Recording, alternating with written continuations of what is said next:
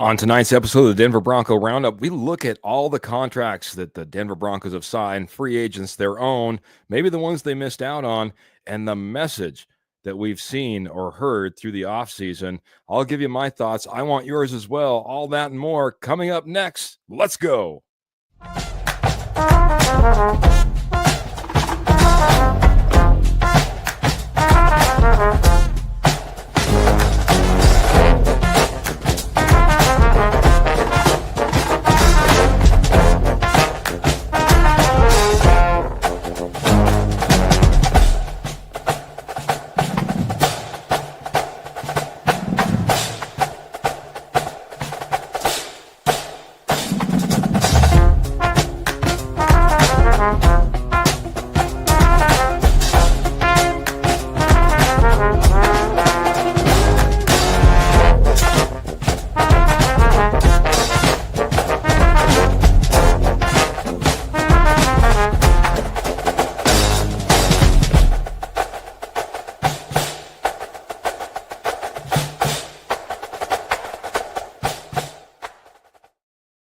Well, hello, everybody. Welcome to the Denver Bronco Roundup podcast. My name is Keith Brugman. We're brought to you by the amazing, brought to you by Rocky Mountain Sports Network and sponsored by the amazing Morgan Trinkets. Got that all out. I was thinking about before the show, years, months, weeks, and coming to you day after day after day, talking Denver Broncos. It's been an absolute pleasure. But along the way, I don't think I've ever done a solo show. So tonight, it's a solo show. It's just me.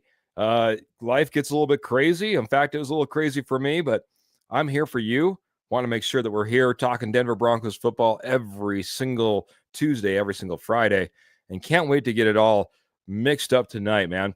Again, my name is Keith Brugman. Can't wait to get started. And, really the message of tonight, what I was really thinking about is, what is the message from this Denver Broncos football team? What have we learned? What do we think this Denver Broncos, Sean Payton, George Payton-led team is trying to tell us from what we've seen in the contracts that we've signed so far, whether that be our own contracts or the free agents that we went out and got, or maybe even the free agents that we passed on along the way?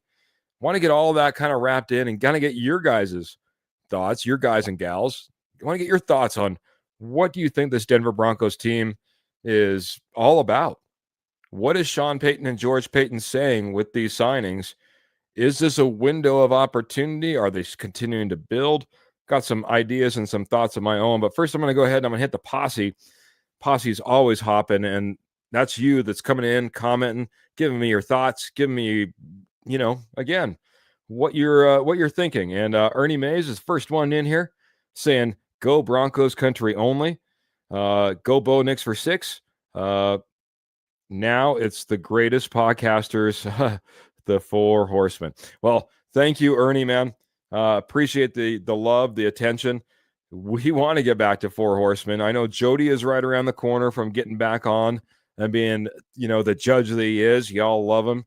Trevor really wanted to be here tonight, but couldn't make it. And well, it's a night for Kenny Kirkpatrick to be working, so maybe we'll see him in the chat as well. But like I said, for me, I just want to start going over it, man, because we started off by re-signing DJ Jones. DJ Jones on a 3-year contract.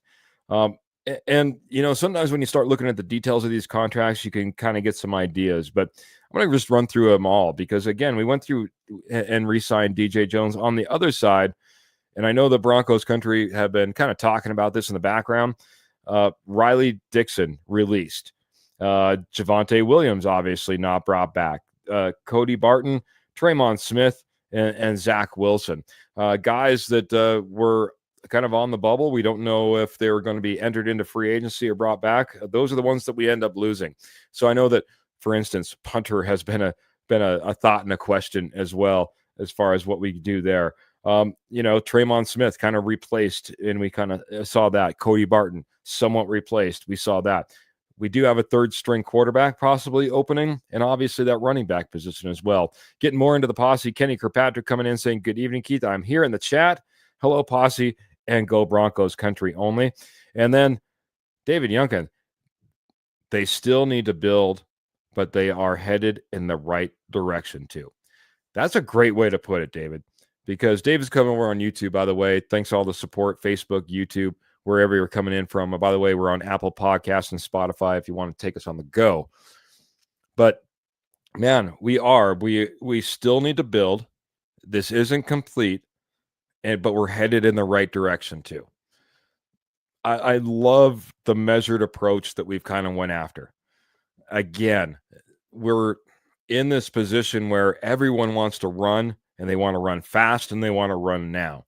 Everyone asking for it, again, like Cooper Kupp was the big name in the last 48 hours that we've been all kind of waiting on bated breath. Is Cooper Kupp going to be a Denver Bronco? He ends up being a Seattle Seahawk instead. But that being said, I think that's where everyone's mindset is. We want to gear up. We want to put the best possible team around us, almost in a no matter what situation.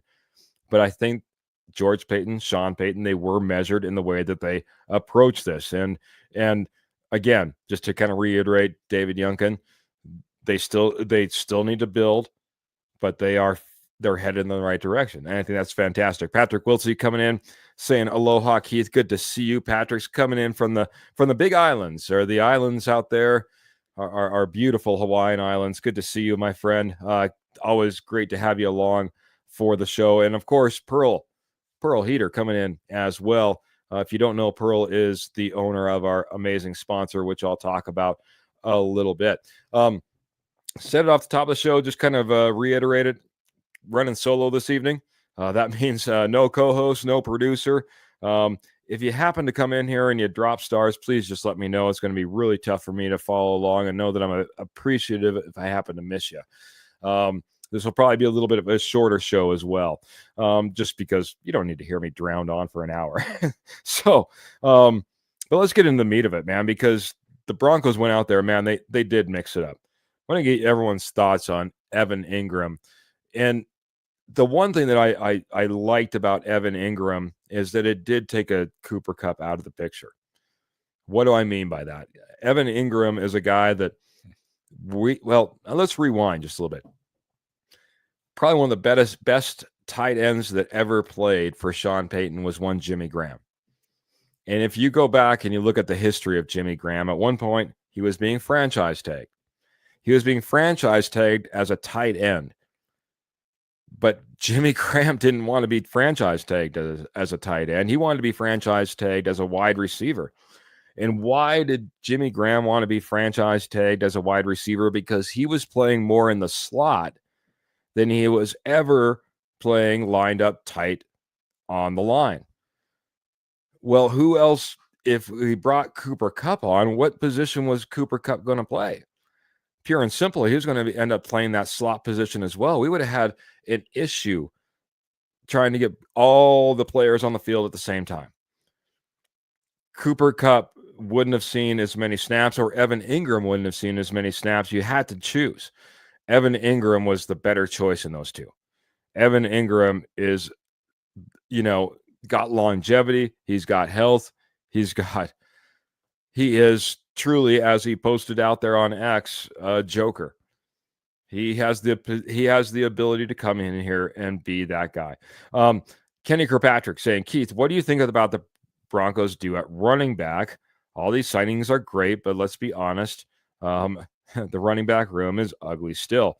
And just followed up really quick, David Youngkin coming in saying the Broncos are in great position because Bo is on that rookie contract. That means they can put good players around him before they have to pay Bo. David, me and you could be GM and co-GM. I'll take the co-GM role because, man, you're speaking my language. The one thing I didn't like as I started going through some of these contracts was just kind of the money that's pushed down the road already. We already know that last year that happened a little bit, but DJ Jones as well, having void years on his contract that just came out. For him being paid, we're trying to push a little bit of money down the road, $6.6 million this year, but 14.6 the next and 14.6 the year after that, and then 2 void years after that as well. So we are starting to push that money down the road a little bit. They have the money to be able to put a team around. Everyone pushes money down the road. Let's face it. That is the apparatus, whatever promato. I don't even know why I said it, because I don't know the right saying now. But it's the way that everyone operates, pushing a little bit this money down the road. The NFL has been so lucrative; they've been able to do that. That being said, when you get a rookie quarterback who shows that he's capable, and you can have the faith that you can start putting some pieces around this quarterback and maybe have something, this is the opportunity. You don't want to wait too long. Before you know it, those 4 years are up and you're having to sign him to a great big contract. So there is a little bit of urgency, but I'm glad that we didn't just go running in all willy-nilly, all crazy, and try to put everything into this year. You don't want to be a boomer bust situation. I'd rather see something that's a little bit more sustainable. Wow, lots of comments coming in. Kenny Kirkpatrick, Evan Ingram allows the Broncos to be more flexible in the draft, in my opinion. And then Patrick Wiltsey coming in right after that. He says, draft time for us. Any free agents left are bigger gamble than most. Yeah, I would say that free agent market is starting to get a little bit, thinner as far as the big names are concerned. Not going to say that the Broncos are done looking. It would be nice to maybe add a wide receiver.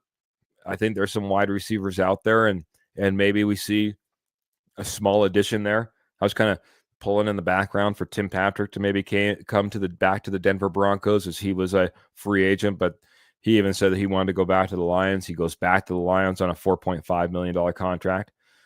So, yeah, I think that I think you're right, Patrick. For the most part, if we're going to go out there and we're going to measure the free agents versus what we might be able to get out there in the draft, you got to be a little bit more happy about what you see in the draft. Now, that being said, I think a lot of people try to look at all the great things that we see, and we got to realize what these other guys have already accomplished, and we know who they are and what they are in the NFL. And we've seen it many a times where we have expectations for these draft picks, and the expectations fall way short. I was just watching KJ Hamler highlights not that long ago. I think me and a lot of Broncos country had kind of high expectations for a KJ Hamler. So, again, what you have sometimes, but then you have the draft that is open with a lot of different possibilities. Dan coming in over on Facebook. Yo, Keith, Denver Bronco. Go Denver Broncos. Oh, yeah, Denver has their Joker tight end. Now I want to see Denver draft running back Omario Hampton. There's been a lot of discussion around running back. We even have Ernie Mays wondering about Nick Chubb. Nick Chubb, if I remember right, didn't Nick Chubb end up going back to KC, or am I crazy there?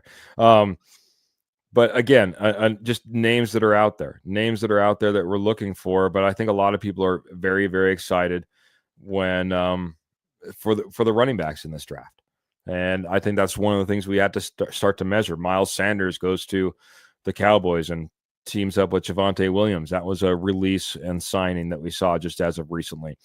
Now, is Miles Sanders replicable from a draft pick, especially when you're not sitting, in a position where you're struggling with very few picks like we have been the last few years, going through both Sean Payton costing us draft picks, as well as obviously Russell Wilson. This might be the year that you can actually go out there and find somebody out there in the draft. David Youngkin saying, remember they paid some players last season and got ahead of it. So I do see them paying some players later this year. That brings up a great couple of questions. We could go down this track as well, because a couple of things I am worried about are Cortland Sutton and John Franklin Myers. John Franklin Myers is on the final year of his contract. Cortland Sutton is on the final year of his contract. Both want to get paid, and both will probably have to get paid if we want to see them for the entire offseason, as well as, from the start of the season and beyond. John Franklin Myers feels like he's been undervalued by the Jets, and now he's kind of feeling like maybe that the Broncos feel the same way. And we all know that Cortland Sutton doesn't want to play on a one-year contract. I mean, the guy's been putting up 1,000-yard seasons and impressive touchdown seasons now for a couple of years. All his counterparts are getting paid. It's time for Cortland Sutton to get paid as well. It's understandable. So there are some contracts that we all have to get taken care of later down the road. You're absolutely right, David. I feel stuff might happen after the draft as well, says Pearl Heater. But I want to get into it because a lot of people said, I think Kenny brought it up a couple of times. I think another person asked, or I was asking about Mario Hampton. What are the options at running back? Because right now it's pretty thin as far as what the Denver Broncos have on their roster. Audric Estime and Jaleel McLaughlin leading the way right now. And obviously our snap leader and our rushing yard leader, Javonte Williams, is now down with the Dallas Cowboys, going to try to resurrect a career down in Dallas. Nick Chubb is an option, if he's still out there and available, because for me, I think that I have I'm having a hard time remembering if I saw Nick Chubb. I swear I saw Nick Chubb going back to the Kansas City Chiefs. If anybody's out there, again, riding solo this evening, I'd appreciate a little bit of help, just making sure that I'm not crazy and thinking that. And that running back market has gotten really thin. I think at this point, it's an all in on running back and possibly all in the first round. With your Evan Ingram getting signed on a contract, a 2-year contract. By the way, left a lot of room for some cap space in the way that he structured his deal, or the deal was structured, whichever way you want to look at it. First year total is $7.26 million. Second year is 15.5. That's 16.5 total in guarantees on a 2-year, $23 million contract. So again, kind of light this year, a little bit heavier next year. Kind of gave us some options to go out there and still maybe get some people taken care of, like we were talking about, or bring on another person or two. But running back is going to have to get taken care of. There's a couple options for me. And maybe I'm just crazy, and maybe I'm throwing some wild ideas out there, and you can all tell me if I'm crazy thinking this. So my first crazy idea, and I think a lot of people would be on board with, I think there's certainly a possibility if we see Ashton Jeanty not go to the Raiders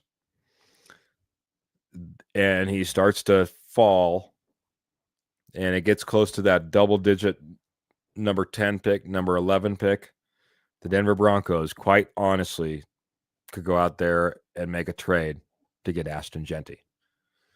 It'd be a big swing. It'd be the first big swing that I think that we had ever seen from Sean Payton. Real big swing as far as the Denver Broncos are concerned. But that's one that I don't know. I think it's the one last piece that you have. And sure, you could go out there and you could be talking about tight ends, but let's face it, the running back position is the last big key piece. It's the last key piece.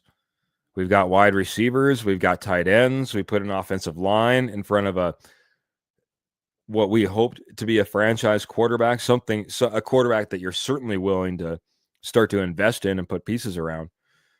So why not just go out there and get the running back that you really want? Why not? The other one that crazy idea, throwing it out there. And by the way, Dan's coming in here and saying trade to get Jeanty. Wow. And Pearl says, I would not be surprised if you could be right.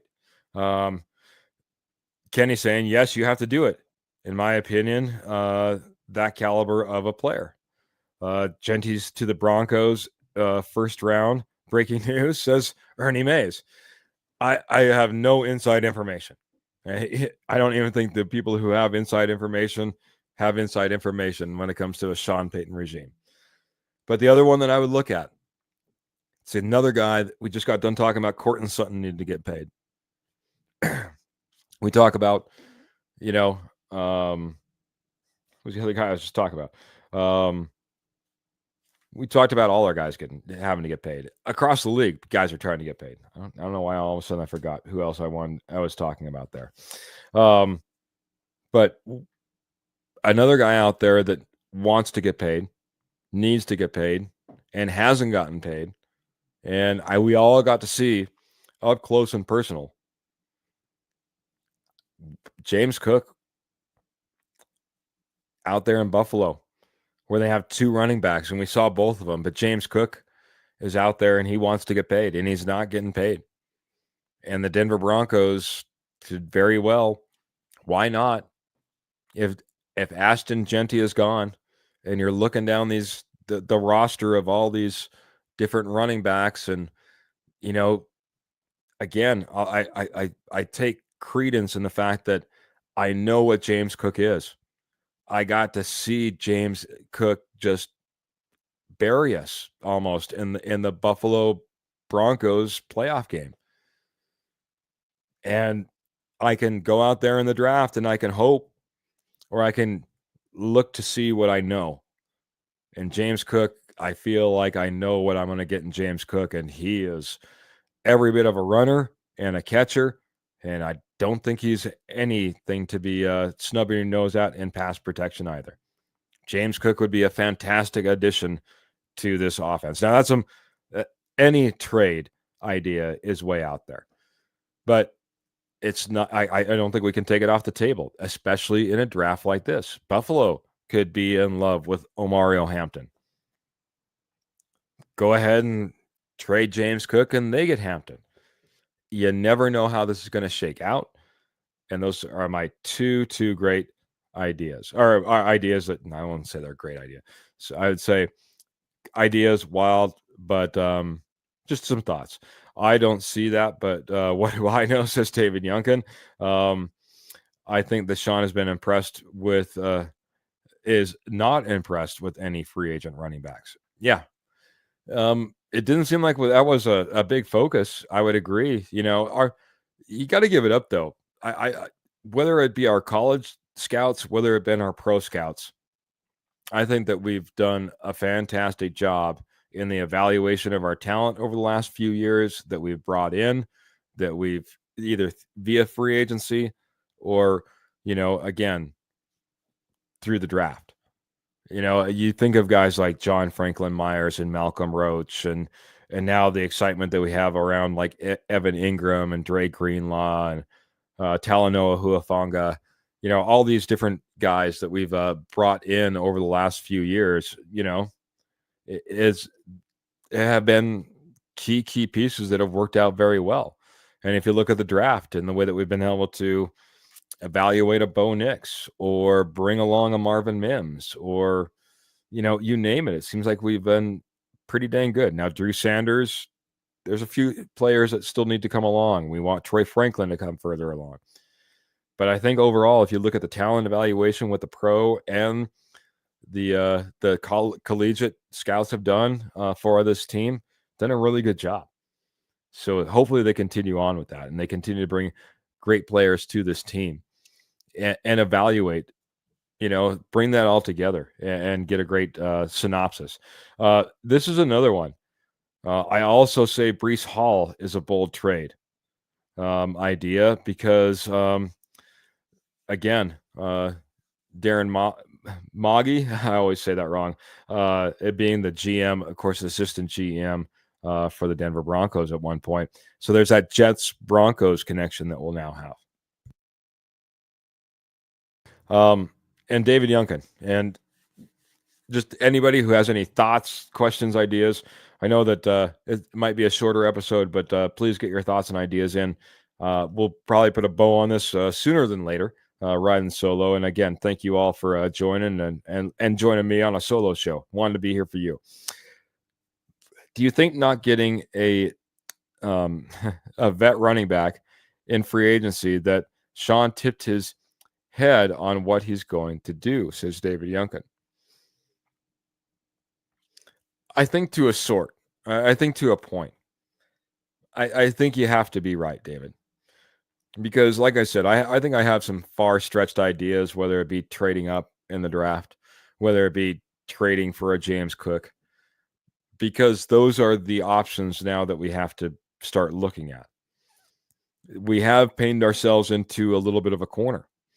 Now, there will be teams that get a running back, and maybe a running back is just released, and we can hope for something like that. But outside of that, I think it does tip your hat a little bit that you're going to be selecting a running back, and it's most likely going to be in the first 2 rounds. And if you stay put in the first, let's say we take best player available. Who knows? It's corner, safety, defensive tackle, wide receiver. I wouldn't be surprised then if you're trading in the second to make sure that you move up early day 2. Make sure you get one of the top guys on your board. So I think there is a little bit of that. Pearl's not in agreement. No, David, I don't, because other teams are doing the same. Scott's coming in here. Haven't seen Scott. I don't know if Scott, are you brand new? Might be brand new. No, we still should grab Warren or Loveland in the first round. And that's an option. I'll be honest. I love what Warren brings to the field. The more I watch the tape on Warren, the more I love what he could potentially bring to this Denver Broncos team. And I would not be mad if we sit there, don't trade up, don't end up taking a running back, and if Tyler Warren's there, we go that direction. Loveland, I'm not saying is bad, but if I was having to be able to choose between the two, if they're both sitting there, which would be insane, I'm going Tyler Warren over Colston Loveland. And it's close. It's close, but I think that I like Warren's game just a little bit better. Jesse coming in over on YouTube. Another veteran wideout shouldn't be out of the question. Keenan Allen still had a very productive season in Chicago last year. And Jesse, I think there's a new name as well. Thank you for joining. Thanks for being part of the posse and being part of the Denver Bronco Roundup podcast this evening. That was what the word I heard. Word on the street was that the Denver Broncos still wanted to add a veteran wide receiver to this roster. Now, this was 4 or 5 days ago. This is also when, Cooper Kupp was in the mix. Maybe that's the one person they had their eye on if they could get for the right price. I'm not sure. But it does seem like this team could get that veteran piece in here. We are starting to fill up a little bit. Again, Evan Ingram's going to push out to the slot. You've already got pieces in place in Cortland Sutton and Marvin Mims that you like, and you'd like to see on the field as much as possible. You have people like Troy Franklin that was just taken last year, and Devon Vele that I think that Sean Payton is very excited about. So it does start becoming the question of what's the attrition through all of this. Who falls out if we do end up bringing in that person. And let's face it, everyone's been jumping up and down now for it seems like, I don't know, forever about when are we going to see A.T. Perry? Just yet another possibility at wide receiver. So it'll be interesting to see. But I don't think you can take one of the best wide receivers off the table if they're sitting there looking at you at number 20 either. Yeah, it's going to be interesting. This draft is going to be absolutely amazing. Pearl was saying Cecil Lammy mentions Genty to the Broncos on a couple of weeks ago. So maybe I'm not so crazy. No Tyler Warren or Loveland for our future, and so they can learn from Evans. Or I imagine you're talking about Evan Ingram there. That would be obviously fantastic. Everyone thinks they'll have the Brock Bowers effect, You go out there, you draft him, you plug him in, he becomes a potential MVP and one of the best ever to do it. Doesn't happen. It's the tight end is one of those positions where it takes 2, sometimes 3 years before they really come in to their own sometimes. So even if we're talking about a Tyler Warren or a Colston Loveland, you know, there might be a learning curve. Don't expect Brock Bowers type of production right out the gate.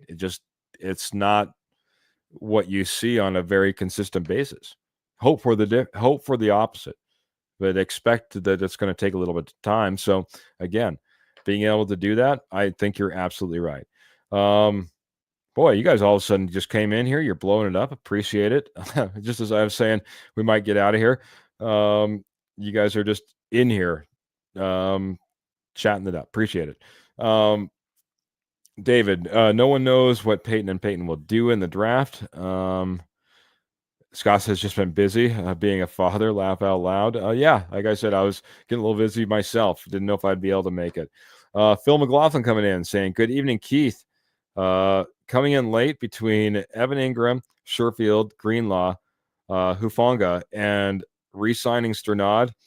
Who is your favorite?" Phil, since you are coming in a little bit late, I just want to mention that I'm riding solo and have no producer, no co-host. I can't be checking up on stars, know if anybody's dropping us stars, helping us out in any way. Love you, appreciate you, and know that I'll probably try to catch up as soon as possible on the other side. Might be a shorter show as well, so get your final thoughts in like Phil is. Who's my favorite? Between Evan Ingram, Trent Sherfield, Dre Greenlaw, Talanoa Huafonga, and the re-signing of Sternad. I would also put in there the re-signing of DJ Jones, not to forget about him. Who's my favorite? I got to go Evan Ingram because it's the guy that we've been looking for, I believe. I think it's the guy that is potentially making the biggest impact because Sean Payton is an offensive guy. He loves to be able to exploit those offensive weapons. He loves to be able to, push the ball and stretch defenses. And Evan Ingram does all of these things, I think, for this Denver Broncos offense. That's really tough because I've always been a Dre Greenlaw fan. I love what Hufanga brings to the table. Obviously, Sherfield is possibly a great replacement. A great replacement plus, I would say, for what Tremon Smith brought, because I think that Sherfield does have some receiving ability. And I think that, just to wrap a bow on all of them, since you put all these names out here, Justin Sternad got a kind of a bad rap for his performance last year. I think a lot of times it was bad communication on this defense that put him in a position to look like he was failing. And we blitzed from, especially when he was on the field, from his position more than just about any other.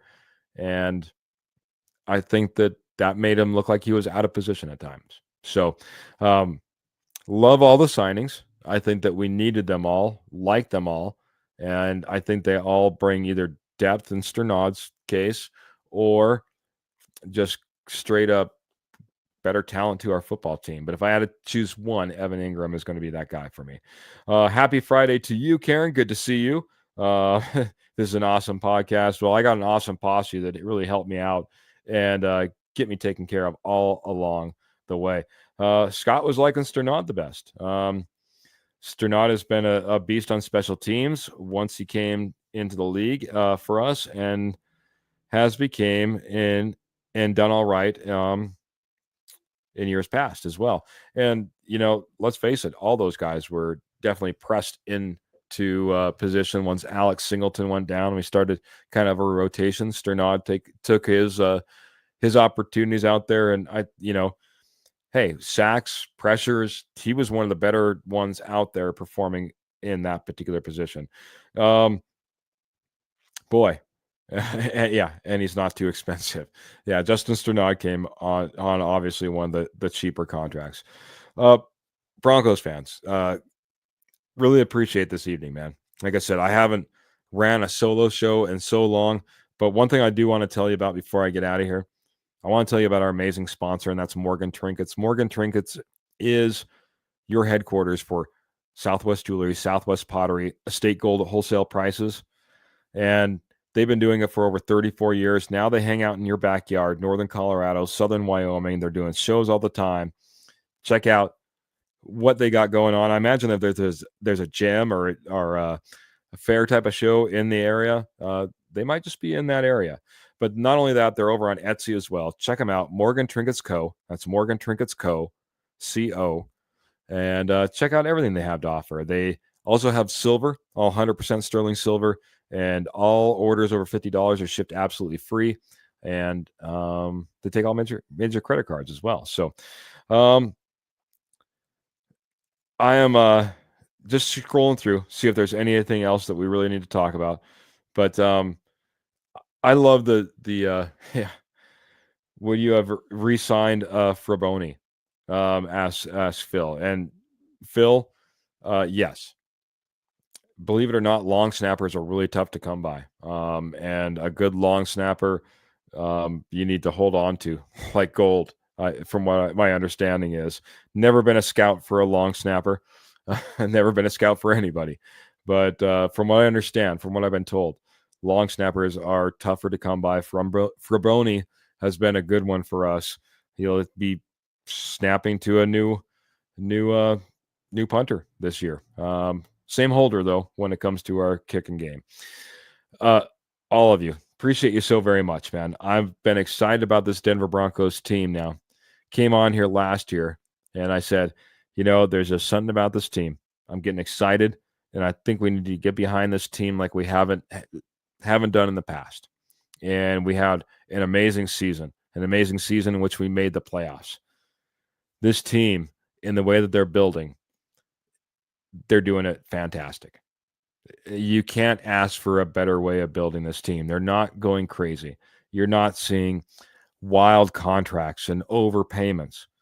You're seeing good quality players brought in here on good quality contracts, giving you the opportunity to be flexible in free agency to still today and in the future, as well as filling all those holes that we all kind of saw at the end of the season.